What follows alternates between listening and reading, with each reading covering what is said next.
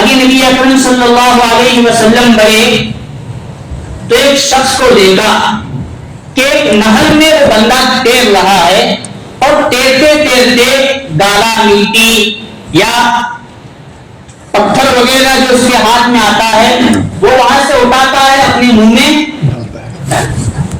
حضور نے تعجب میں پوچھا جبریل یہ کیا ماجرا؟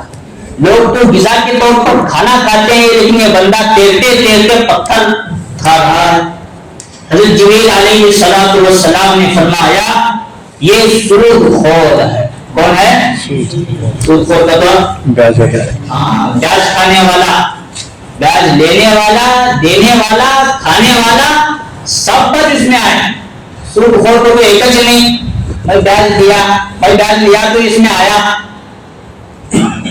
ابھی فقہاء کرام نے فتاوی کی کتابوں کے اندر یہاں تک مسئلہ لکھا ہے اگر کسی شخص نے اپنے حلال کمائی کے ذریعے کوئی جگہ خرید، حلال کمائی کے ذریعے کوئی بنگلہ باندھا یا گھر باندھا یا دکان باندھا، اب وہ حلال کمائی کی چیز بھی بیان کے لیے کوئی لوگ وہاں بیان بنانے کے لیے آئے تو بھی نہ دینا حرام ہے اور ناجائز دکھا گیا کہ بینک کا پورا کاروبار اسی پر ہونے والا، اسی لیے سختی کے ساتھ منع کیا گیا. لون لینے کے بعد دودھ بھی ہمارے یہاں آج کل کیا رواج شروع ہے؟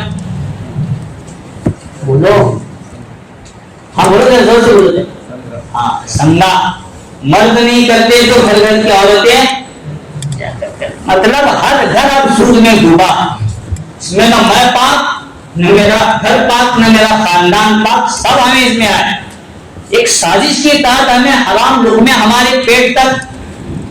اب 1 روپے سود کا یا 1 کروڑ سود کا دونوں حرمت کے اعتبار سے، گناہ کے اعتبار سے برابر، یہ ہمارا بوال.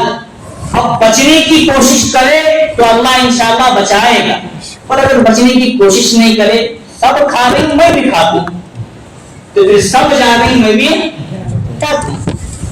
آئی بات سمجھ میں؟ دوسرا بندہ کون تھا؟ ہوا سود خور، جو لقمے بنا بنا کر حلال کھانے کے بجائے حرام